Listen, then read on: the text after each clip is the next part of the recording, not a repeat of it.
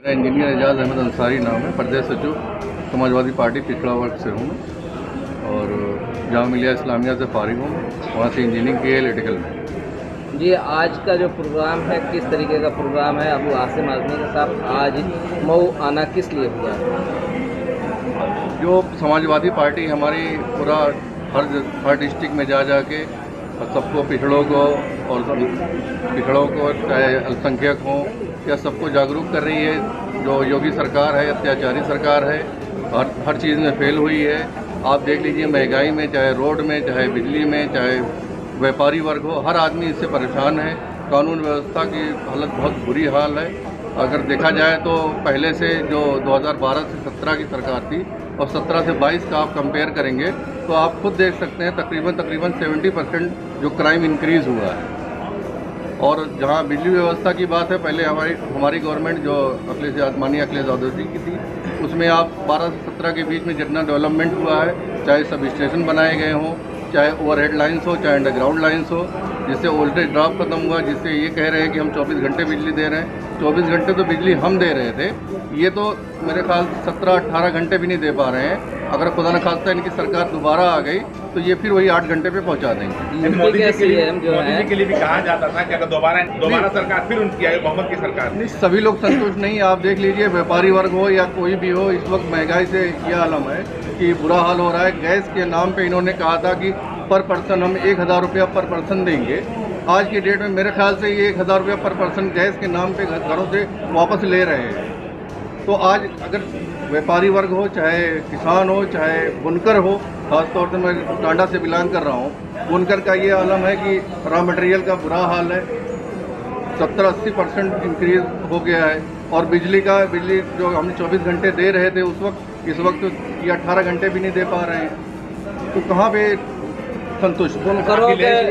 आवाज़ तो पूरी उठाई है, लेकिन ये बहरी सरकार है, गूंगी सरकार, ये सुन नहीं रही है। और हमारी सरकार आएगी जैसे 2022 में, तो मैं ये वादा कर रहा हूँ पूरी तरीके से कि 100% ये काम होगा, फ्लैट रेट बहाल होगा। अच्छा, अखिलेश यादव जी, भाजपा कैसे जीत गए? अखिलेश यादव जी दोबारा क्यों नहीं आए? अखिलेश यादव जी की माननीय अखिलेश यादव जी जो काम बोलते की बात की थी, उन्होंने काम के लिए अगर देखा जाए तो समाजवादी सरकार ने सड़क हो, चाहे पानी हो, चाहे बिजली हो, हर क्षेत्र में काम किया है। हर क्षेत्र में काम किया है। आप काम बोलता है, आप खुद देख सकते हैं आगरा एक्सप्रेस वे का कि आज की डेट में इस तरीके की सड़क कहीं भी नहीं बन पाई है। चाहे आखिर मैं जानना चाह रहे हैं कि विकास पुरुष कहा जाता है, लेकिन आखिर हारने की वजह क्या थी और इतनी बुरी हार आ रही है? नहीं, हारने की वजह वो नहीं थी। हारने की वजह ये है कि मतलब आप डेवलपमेंट की बात कर रहे हैं। डेवलपमेंट में आप पावर सेक्टर पे खासतौर से देख लीजिए, आज़ादी के बाद जितना डेवलपमेंट हुआ है वो कहीं किसी सरकार में नहीं। हम आपकी बात से सहमत हैं, लेकिन हारे की वजह ये जानना चाह रहे हैं आखिर क्या ऐसा एजेंडा रहा होगा जो अखिलेश यादव जी के पास नहीं था? नहीं, अखिलेश यादव जी के पास डेवलपमेंट का तो पूरा एजेंडा ही था। खासतौर से मैं बार बार कह रहा हूँ, आप चाहे रोड हो, चाहे पानी हो, चाहे बिजली हो। हम सहमत हैं, विकास पुरुष हम भी कह रहे हैं उनको, लेकिन वो हारे क्यों? सवाल ये है। अब 2022 में आप देखिएगा, पूरी तरह से समाजवादी की सरकार आ रही है और वही एक लहर है। तो क्या फिर वही विकास का मुद्दा लेकर के आ रहे हैं या विकास? नहीं, हम विकास का मुद्दा लेके उस वक्त की जो कि नहीं, आप विकास का मुद्दा लेके आएंगे हम। जो बैकवर्ड क्लास के लिए, चाहे शेड्यूल कास्ट हो, चाहे अल्पसंख्यक हो, जो भी उत्पीड़न हो रहा है, ये खुद सब देख चुके हैं। और महंगाई की जो चरम सीमा पे है, अत्याचारी सरकार है ये।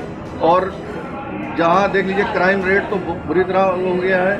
तो इस तरीके से हम इसी सवाल पे हम आना चाह रहे थे कि क्राइम रेट का, इसी सवाल पे हम आना चाह रहे हैं। जो आपने क्राइम रेट की बात कही, तो योगी आदित्यनाथ कहते हैं कि हमने यूपी से क्राइम रेट को कम किया है। माफिया सब यहाँ से छोड़ के चले गए या जेलों में है? माफिया की मैं किसी का नाम नहीं लेना चाहता हूँ। आप खुद जानते हैं कितने माफिया आज की डेट में जेल में है। मेरे ख्याल से 20% भी जेल में नहीं है, 80% तो बाहर हैं। और जहाँ तक इसकी बात है, आप किसी भी थाने पे आप जाइए, 70% क्राइम रेट इंक्रीज हुआ। कहने से बातें नहीं होती, वहाँ जाके डाटा देखिए। सदर सीट पर कौन चेहरा होगा? अल्ताफ जमाल, अल्ताफ अंसारी? नहीं, मैं तो टांडा से बिलोंग करता हूँ, मैं यहाँ का रहने वाला नहीं। तो ये तो पार्टी डिसाइड करेगी, हमारे आला कमान डिसाइड करेंगे कौन चेहरा होगा, किसको टिकट मिलेगा। एक सवाल ये है, नेता है कहीं ओम प्रकाश राजभर की आड़ में मुख्तार अंसारी की पीठ तो नहीं तपा रही? तपा नहीं, ये तो राष्ट्रीय अध्यक्ष डिसाइड करेंगे किसको टिकट देना है, किसको क़यादत देनी है। एक सवाल ये है कि जैसे आपने कहा कि सपा के हारने की वजह, तो कहीं आप ये तो नहीं समझ पा रहे हैं कि डेवलपमेंट पे फिरका परस्ती हावी है? नहीं, फिरका परस्ती ऐसी कोई हावी नहीं है। डेवलपमेंट क्यों पोलराइज करके मोदी अपने आप और योगी अपनी तरफ वोट नहीं करा रहे हैं? नहीं करा। इस बार 2022 में आप देखिएगा किस तरीके से पोलराइजेशन होगा। ये चीज़ें जनता चाहे हिंदू हो चाहे मुसलमान हो सब जान चुकी है कि हिंदू मुस्लिम से तंग आ चुकी है। खास तौर से महंगाई का वो आलम है कि हर आदमी अपने पेट के लिए परेशान है। इन्होंने कहा था कि मैं 1000 रुपये पर पर्सन दूंगा, गैस के नाम पे तो हर पर पर्सन ये 1000 रुपये निकाल रहे हैं घर। एक इल्ज़ाम लगता रहा है समाजवादी पार्टी पे कि अपोजिशन में होते हुए इलेक्शन से पहले अपोजिशन का किसी तरीके का रोल नहीं अपनाया। नहीं, हर तरीके का अपनाया है। आप देख लीजिए कोविड में पूरी तरह से समाजवादियों ने जा के हर घर में गैस का ऑक्सीजन का इंतज़ाम किया है।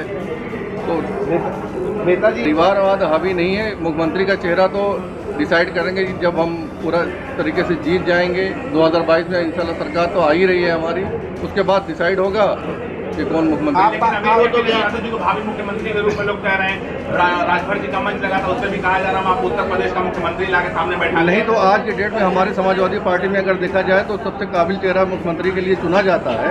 हमें यह है कि पूरा यकीन है कि जो माननीय अखिलेश यादव जी हैं सबसे काबिल आदमी हैं और वही भावी मुख्यमंत्री भी रहेंगे।